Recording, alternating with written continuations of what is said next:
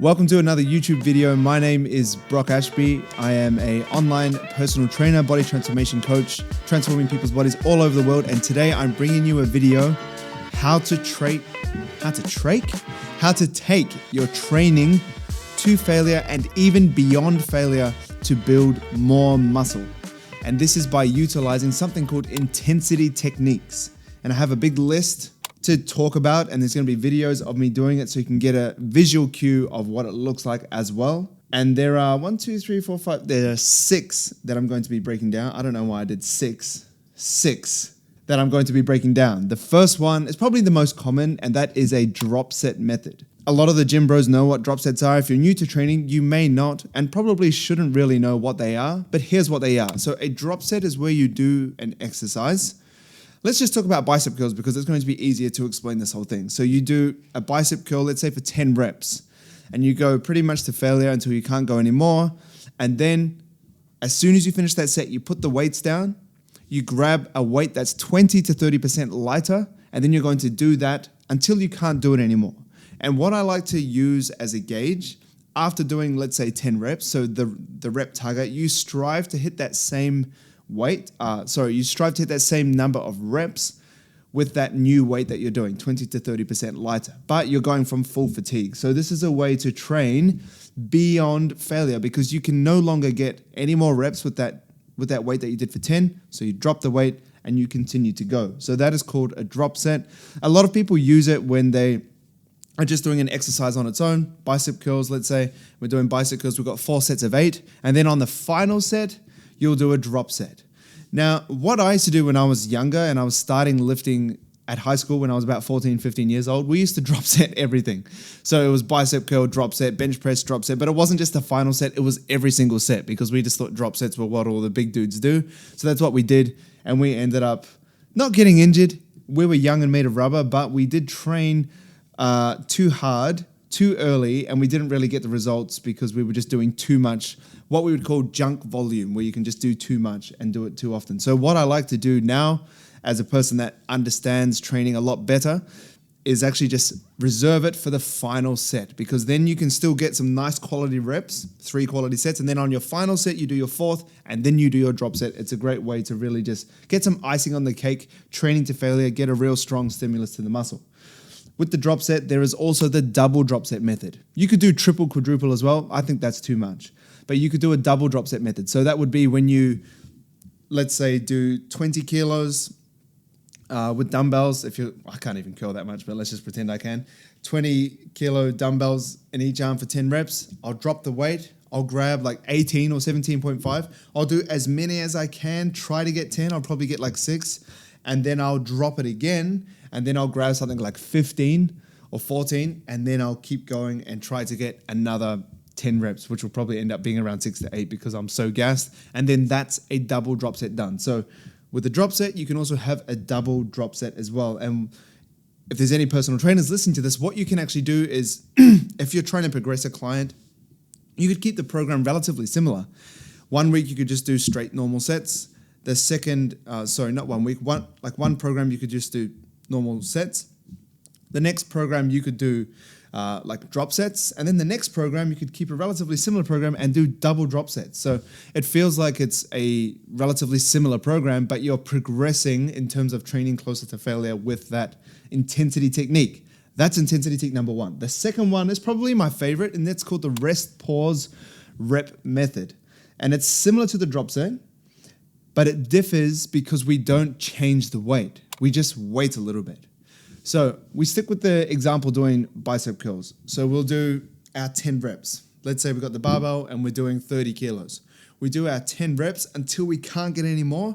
We take a rest. 15 to 20 seconds is all you need. So you just sit there, take like maybe 5 or 6 deep breaths, or you can just check your timer. You wait for 15 to 20 seconds, and then you keep that same weight and you just get as much as you can with that weight. So that could be another 2 reps. If you're completely gassed, it could be another 10 reps. It really just depends on really how fresh you are, how strong you are on that exercise. And if you fall off a cliff for certain exercises, sometimes you're doing 10 and then you try again and you just literally can't get another one. It really just depends on you. But that is the rest pause method. And just like the drop set, you can also do a double rest pause method. So that is when you're, excuse me, you do your 10 reps, you take 15 to 20 seconds rest, you go to failure. You keep going, you do as many as you can, and when you can't get a complete rep, you stop. You take another 15 to 20 seconds rest, and then you go again.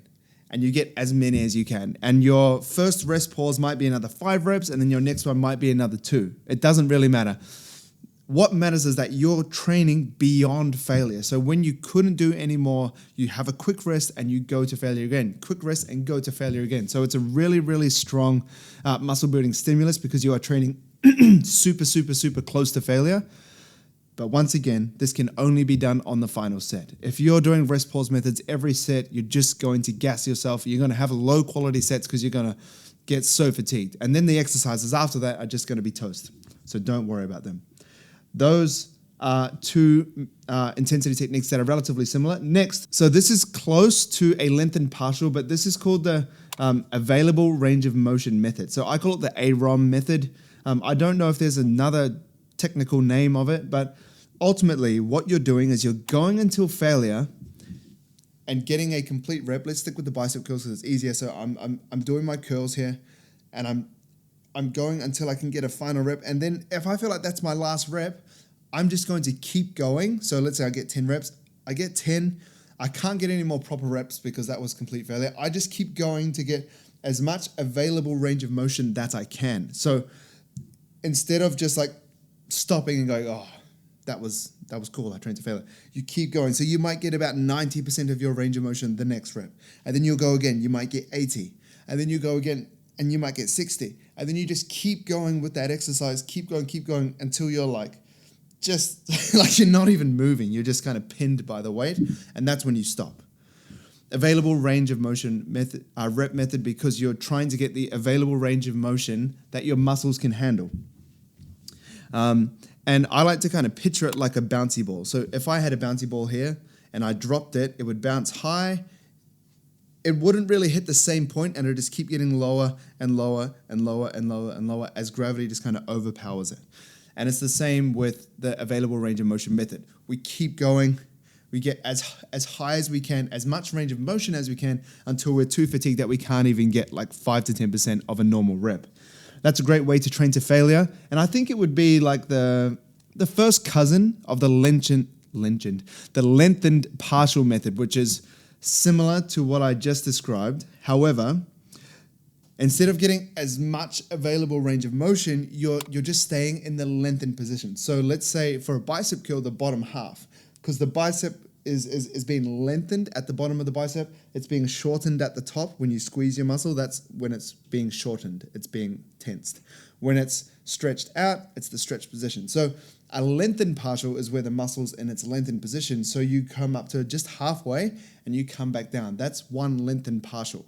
So if we look at using a lengthened partial as an intensity technique, what it's going to look like is getting our 10 reps for our bicep curl for 30 kilos, right?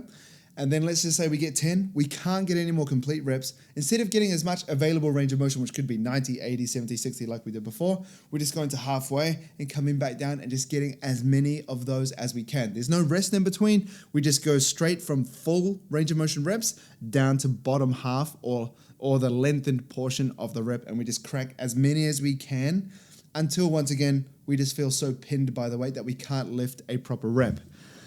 That's the lengthened partial. We got 2 left. The next one is the 1 1/4 rep method. And what this does is you do 1 complete rep and then you add a quarter rep, often in the lengthened position, but more specifically in the hardest portion of the rep for that exercise. So sometimes it's at the top of an exercise, sometimes it's at the bottom of an exercise. It's really up to you or your personal trainer to dictate where you repeat that quarter rep. So I'm going to take you through some different examples of exercises and tell you why it's different. So if we stick with the bicep curl, it kind of depends what we're doing. So for a barbell bicep curl, because it's more harder at the top of the rep, what I would want you to do is actually repeat the top quarter. So, and this is done every rep, not just the last rep, or else it wouldn't really be worth it. So this is a 1 1/4 rep method. So we're adding emphasis in the hardest part. So you would come all the way up, you would come down a quarter of the rep, go up, and then go all the way down to the bottom. And that's one 1/4 rep, if that makes sense. Oh, sorry, one 1 1/4 rep. So you would count like this. You'd come up, 1, 2, and so on and so forth. So it's not really a technique to train beyond failure. It's a way to really focus on the hardest part of an exercise to get more out of that exercise, because you're focusing on where it's hard. So that's a bicep curl, right? But let's say you're doing a incline cable bicep curl where it's attached to cables below you. So now the hardest part of the rep is down the bottom.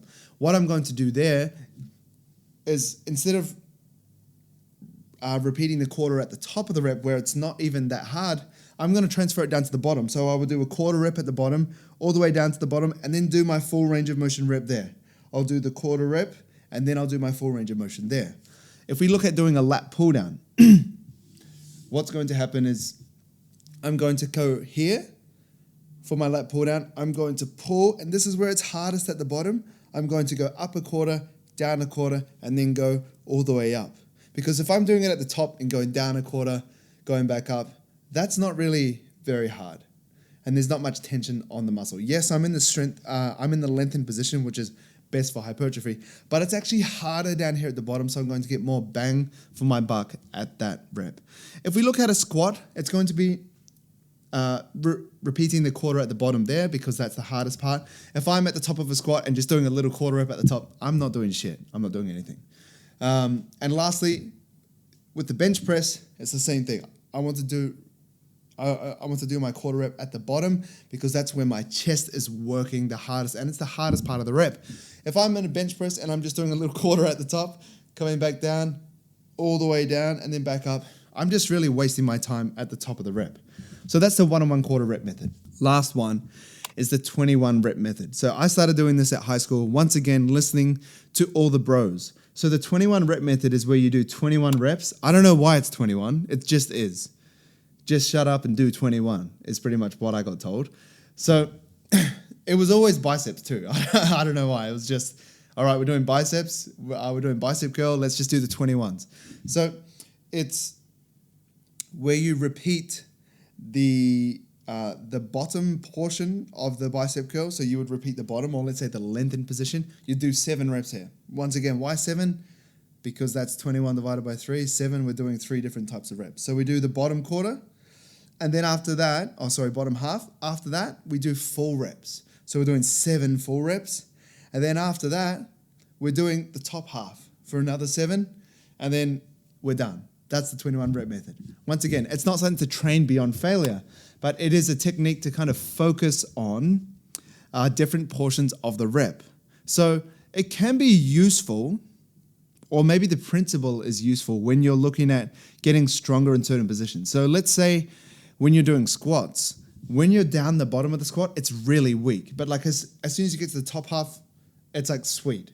So if you do the 21 rep method, it can help strengthen that bottom portion of the rep, because you are repeating it 7 times. Now, the downside to this exercise is, why the hell is it 21? We don't know. Why are we doing 7 reps times 3? We don't even know. It's just a random number that was made up and everyone just does it.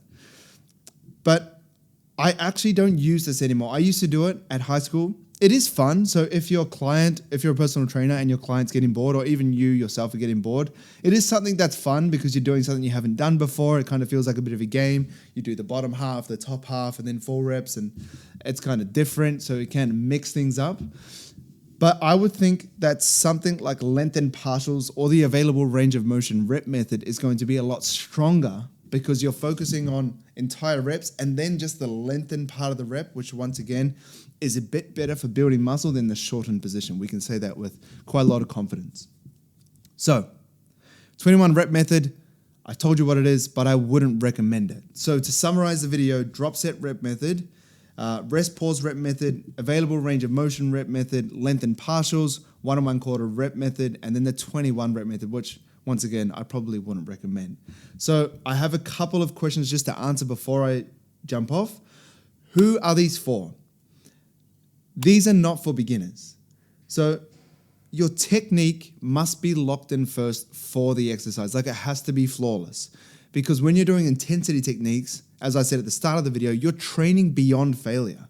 And when you go beyond failure, you're mixing fatigue, you're mixing with like stabilization being lower, your coordination being lower, and your kind of like focus being a bit more, your focus being a bit more fatigued as well, because you're just trying to like get a weight up. So if you already have average technique, your average technique is going to go into a category called shit technique. And then you're going to get injured because you're pushing beyond failure and you're putting your body in unsafe positions just because you're so fatigued. So if you're a beginner, I'm not saying you can't do these, but if you do, use really light weights.